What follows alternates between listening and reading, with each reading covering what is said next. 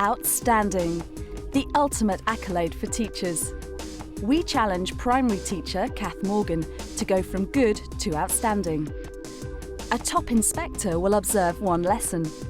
2 experts will fine-tune her practice and beef up her presentation. She then gets 2 weeks to take on the advice before the inspector comes back for the final verdict. The line between good and outstanding is a shaky line. You never know which side you're going to fall on.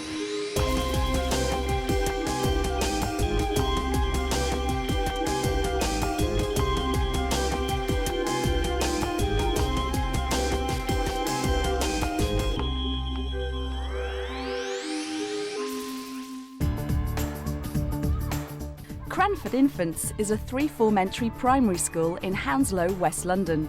I worked for the Prince's Trust for a few years. Part of that role was going into schools, and I ended up thinking, actually, this is what I'd like to do. So gave it all up, did my training, and 5 years later, I'm here. The school rates Kath's teaching as good. I really enjoy teaching RE, and the children respond very well. Galimela, Alia? Galimela, Miss Morgan. Perfect. She's a very committed, focused, dedicated teacher, and nothing is too much for her. Kath will focus this challenge on her RE lessons with her Year 2 class. Children enjoy learning about RE. They come from such a diverse number of backgrounds that they've all got their bit of knowledge that they want to put into the lessons. You must not be rude to your family, please. Miss Morgan's a good teacher and she's helpful and she always helps us when we do work. I've got a few children who didn't speak English at the beginning of the year. We've done a lot of work on getting them to speak English and they've made good progress. She's always nice and I always speak good and she'll be nice back to me. I think an outstanding teacher is someone who meets the needs of all the children in their class. I'm probably very good at imparting knowledge to the children. What I'd like to do is give them the skills to apply that knowledge in their own lives, no matter what their religion. So I think that's what I need to work on. The unit is about religious leaders because they'll come across these names and it's important that they know the stories behind them. I dreamt about the lesson last night and it went quite well in my dream, so I don't know if that's a good or bad thing, really. Yeah, if it goes as well as it went in my dream, I'll be really pleased. It's the morning of her observation. With hundreds of inspections under her belt, School Inspector Claire Gillies certainly knows an outstanding lesson when she sees one. Kath has 60 minutes to impress our inspector. Okay, we're going to start our RE lesson today. I want you to have a look at this person. Guess who you think this might be and tell your partner what's happening in this story. He's feeling the snow like this, isn't it? Something's happening to the waves. So it like goes together. Maybe it's God because God does that. And God lives in the North Pole. No. Yeah. Pupils are very clear in their minds what makes an outstanding lesson. They talk about the warmth and personality of the teacher coming across, sensing the teacher loves the subject. And when that happens, then probably all the class is 100% absorbed in what's going on. Did anybody have an idea about who this man might be? He might be Santa. Why do you think he's Santa? Because he's holding his hands like that. He's holding his hands. And he's got a stick and he's going to get a wood top of it and put it top of the stick. You got all of that from that picture. Well done. Let's actually find out if you were right. This man was Moses. When he grew up, he was worried that all of his Jewish people were being used to do all of the hard work in the country. Moses was walking around and he saw a bush that was on fire. Can you make the sounds of the fire? And a voice came out of the fire and it was God's voice. And he said, Moses, You've got to help your people. These are the Jewish people. Moses freed them and they are in the desert. They started arguing because they had no rules. So God called Moses, so he gave him 10 rules. I enjoy RE lessons and I like learning about different religions and different gods. So today we're going to look at this board. We are learning to use a religious story to think about rules in our own lives. This is what you're going to have to do when you go back to your tables. Read the bad choices, talk about which ones are worst, write your 10 rules, and then get ready to show them to everybody else. Some people are rude to their family. What's the rule you want Omer to write?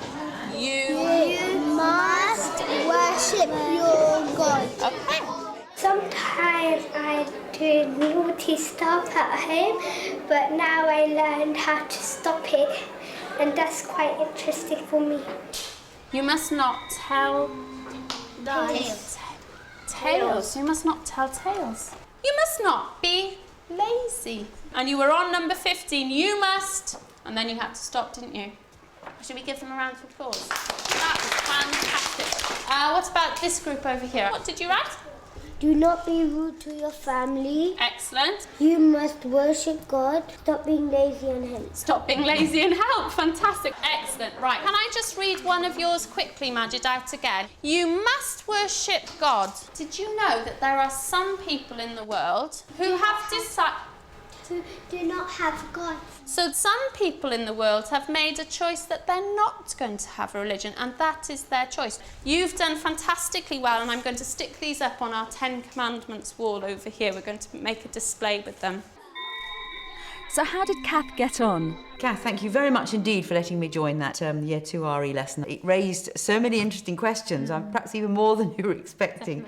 You've got lots of lovely tricks up your sleeve just to make things flow happily, and lovely ideas to get them to be things while you're telling a story, and to shout and to be physical. And one thing I'd written down, which was the story was a little rushed. And I mean, obviously it's such an enormous story, isn't it?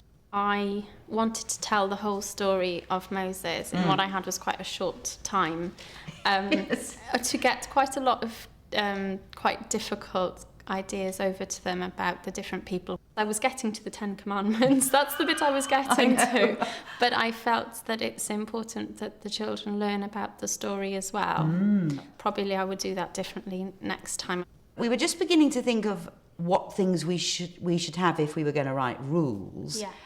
And then we were rather sort of steered into your suggestions of what people had done that was wrong, and turning that into rules. Yeah. Now, I just wonder whether the concept of ranking, which was great, whether we could have built on our own rules to then rank. It would have given you a bit more time to perhaps look at the story a little bit more, and then you could have said, well, we have got some rules here, but let's think about bigger rules. There were obviously just some moments when they were particularly writing. You could have done a little prodding to sort of just stretch some of them. Just wondered if perhaps a little steering for those who clearly were ready to do a little bit more, to be sort of slightly extended. It was difficult because I wanted them to work in mixed ability groups, and I wanted them to get the discussion going, and I suppose the discussion was more important to me than what they wrote down. Maybe I could have put some prompts about maybe you can explain why they shouldn't do some of these things. Perhaps you can give people an alternative. And it was excellent to pick up that really difficult one about you must worship a God. I thought absolutely right. That would have tied in so beautifully if we just set the story in the similar, everybody has a different way of reading or using Bible stories through the rules. There were many outstanding features, particularly in your generic teaching skills. And you've obviously, behind the scenes, really got them into the idea of working together. They worked jolly hard. They did. I'm so and proud of them. Thank you very much for letting me see all that. You're welcome.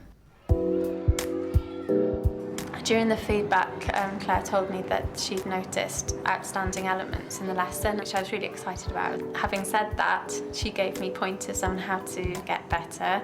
That puts the pressure on a little bit now, because for my own confidence, I've got to push myself now to reach the outstanding if I possibly can. The inspector highlighted Kath's need to stretch some of her pupils to challenge them and think more about rules in the context of their own lives. Now it's time to bring on the experts. To boost Kath's progress, help comes from primary RE advisor Leslie Pryor and voice and communications coach Ulrika Schulte-Bauchloh. They start by watching her lesson. When you're angry, count to 5. Stop being lazy and help. Stop being lazy and help. Fantastic. I really enjoyed the lesson. I thought there was a tremendous amount about it, which was really good. The main focus for me is going to be working with Kath to encourage her to sharpen up her learning objectives. What I would want to encourage her to do is to move from a content-led curriculum to one that's perhaps more concept-led or question-led. And a voice came out of the fire, and it was God's voice. There's a danger of damaging the voice, so I will work around the different resonance areas she can access. So it's not that she has to lose it, but to vary and to build and develop more the lower resonances as well. So, Kath, perhaps the best place for us to start is to look at the lesson plan and to think about your learning intentions. And you've said here that you want to use a religious story to help the children to think about their own lives. One of the things that I'm advising lots of teachers to do is to make sure that their learning intention is always phrased as a question. And I think that really helps the children to understand what it is you want them to learn. And that makes assessment easier for the teacher, because at the end of the lesson, what you need to know is whether or not the children can answer that question. You might want a question like, what rules do we have and why? We've spent a long time in school thinking exactly what do you want the children to learn by the end of this lesson. But I hadn't thought about using it as a question, so I'll try that. The other thing that you can do very successfully with stories is a community of inquiry approach. That's where you would present them with a story, but rather than you posing the questions, you ask them to think of their own questions. The way I usually introduce it is, let's think of some closed questions about Cinderella, which might be, what did the pumpkin turn into? But some more open questions might be, why didn't Cinderella's father try to put a stop to what was going on? I find that quite exciting, because I'm really keen to open up my lessons, especially in RE, because it is a subject that grabs them so much. Yeah. I think in RE, our role, as the phrase goes, is not to be the sage on the stage with all the answers, but to be the guide on the side, encouraging children and enabling them to encounter this material and talk about it in a constructive way. So would you do that at the beginning when you were reading the story? Would you still have planned an activity outside of that? Yes, I think you definitely would want to do that. You don't want the children sitting on the carpet for too long. No. And maybe once you've done the community of inquiry task and you've identified an interesting question like, was Moses a good leader? That might then lead into an activity that you've planned. I think my conversation with Leslie clarified in my mind where I wanted to go with this scheme of work, and it's given me the confidence to go with it and that it is a good idea. So I'm really happy about that. So hi Kath. The point I like to raise is that you're sometimes holding onto your pen. The pen at the moment is hindering you, and it becomes this kind of security blanket to hold on to. And I noticed when you got rid of it, your expressions and your gestures were even more expressive. So if you find a little box, a little basket, anything, like the house key, where you know you know I'll lose those as well. Your voice is wonderful, varied, and I would like to work a little bit more on the lower registers. So, let's work on your voice. So what you have here is the roof, that's the first floor, and this is the ground floor.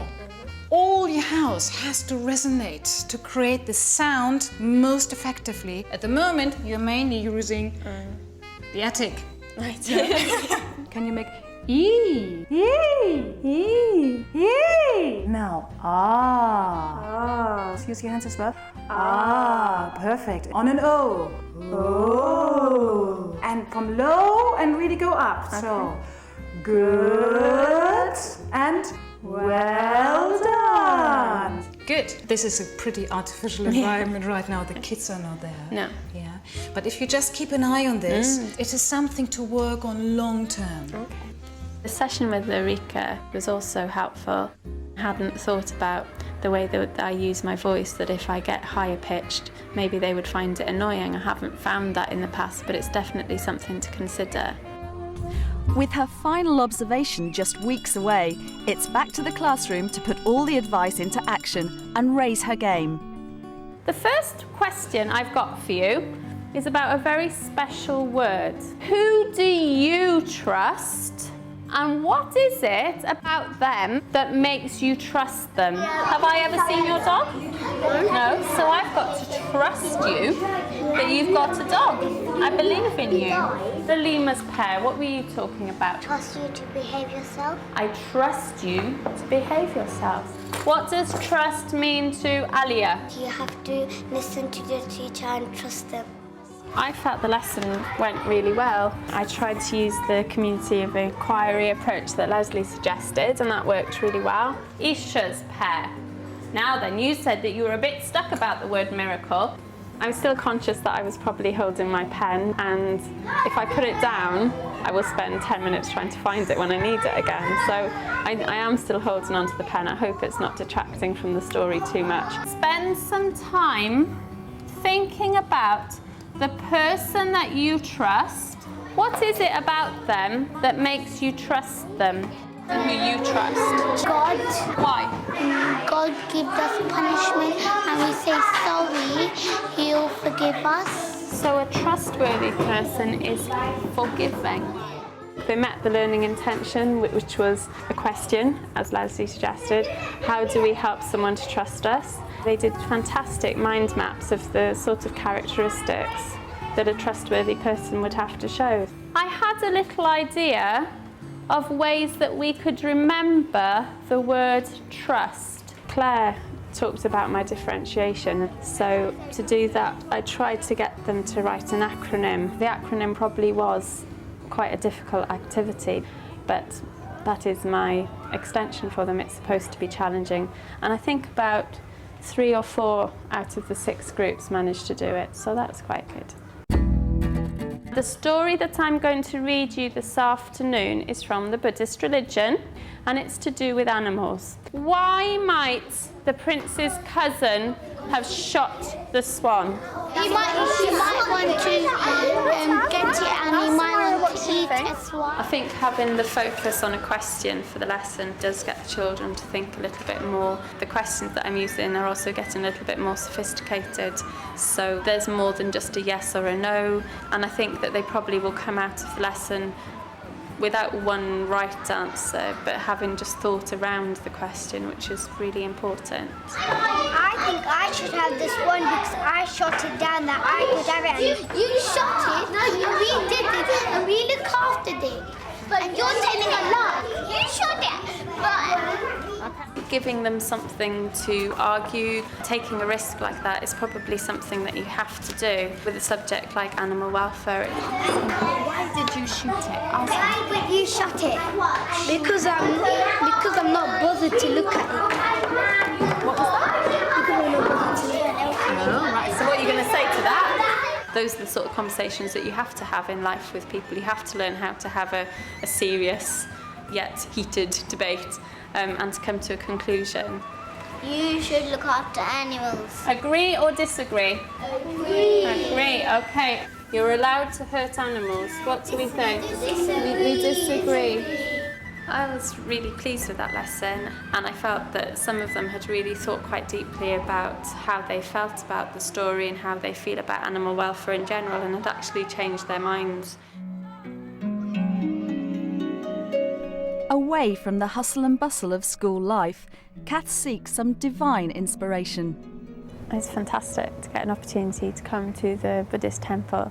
Buddhism is one of the religions that we teach about, and so it's great to get the opportunity to come here. It's very peaceful. You can smell the flowers, you can hear the birds and the trees, and it's absolutely beautiful. Looking forward to the final observation. I'm really excited about having Claire back in the classroom. It's a short process with a lot of things crammed into it, so I'll just show her what we've been doing and hope that she likes it.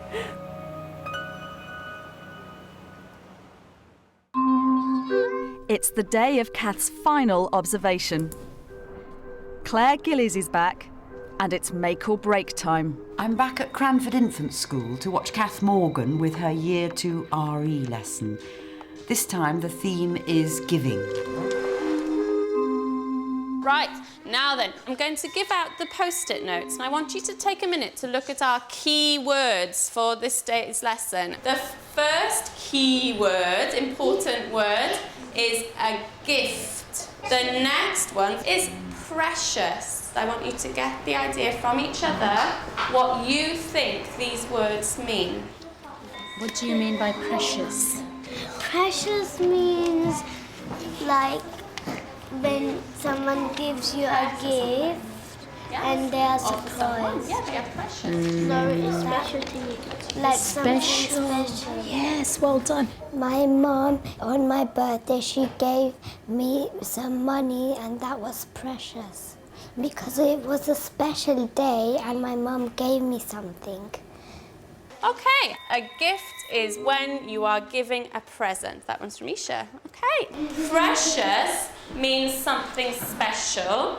You care for someone or something, that makes it precious. Excellent. I write that my mum gave me a lovely hug that because I did really well in my test.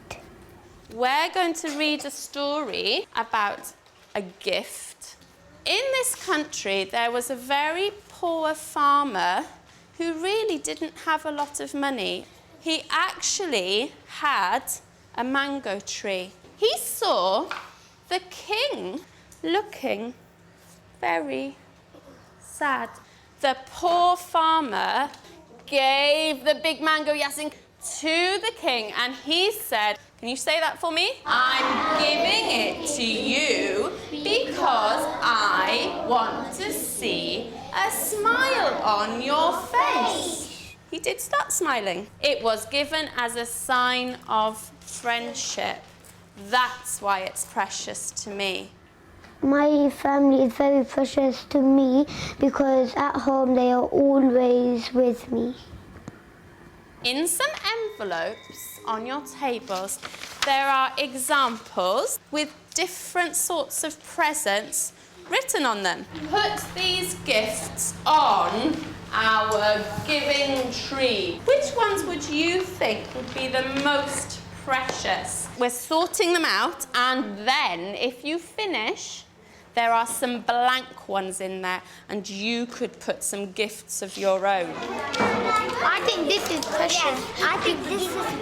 No, because it says my family all beginning nice to each other, because used to they'd be like bad to each other. Now they're being good, so this is more important. Okay, but that's precious because of my brother.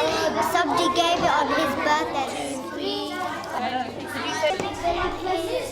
If this is very precious, very special, and then it gets to not very special to us, where would you put sharing a sweet from your friend? Okay, right, let's put them on. Right, can I have Rimon's group to come up to the front? At the top, friendship from all of my friends. Can you go and buy that at the shop? No? My uncle gives me a hug because I've done lots of good things. Can you go to the shop and buy a hug? No, but it's very special. And I'm going to choose one of the things at the bottom. PSP given by somebody I don't know very well. Doesn't mean anything. It's not special to you. Okay, let's give them a clap. Well done. Just as a special treat, because we were talking so much about the mangoes, and the mango being something that was very small, but it was given as a sign of friendship. Something you can't really buy in the shops, friendship. With all that expert advice and weeks of practice behind her, will Kath make it? From good to outstanding? Well, Kath, thank you very much for letting me join that RE lesson. I enjoyed it very much, and it's obvious that the pupils did as well. Yes. They were working so hard and so involved. I was looking at how much they were all communicating with each other, and just extraordinary discussions going on. I debated for ages whether to put them into mixed ability groups or ability group them, and I went with ability grouped. Very differentiated work. Yeah, it was. Yes. It was religious education, but it was also lots of personal thinking about what is kindness, what are gifts, so that it was very rich in their personal development. They didn't need me a lot of the time when they were there. They were working it out for themselves. I think that's the really important time. I think we can really feel that that was an outstanding lesson. Pupils worked so hard and gave so much to the whole thing, and I really feel confident that you and them together generated an outstanding lesson, and all the teaching that went into it was also outstanding. So it was very successful, and I really enjoyed being there. Thank you very much. Oh, thank you very much. They gave us outstanding. Did they? Yeah. Yes. Yeah, you know, you want to get outstanding. We all know you will. No, it's really, thanks a lot for your help. The journey has been brilliant. It's just given me the opportunity to really think about what makes a good RE lesson. I'm really thrilled that it came through as an outstanding lesson. We've worked so hard, and it all came together in the end.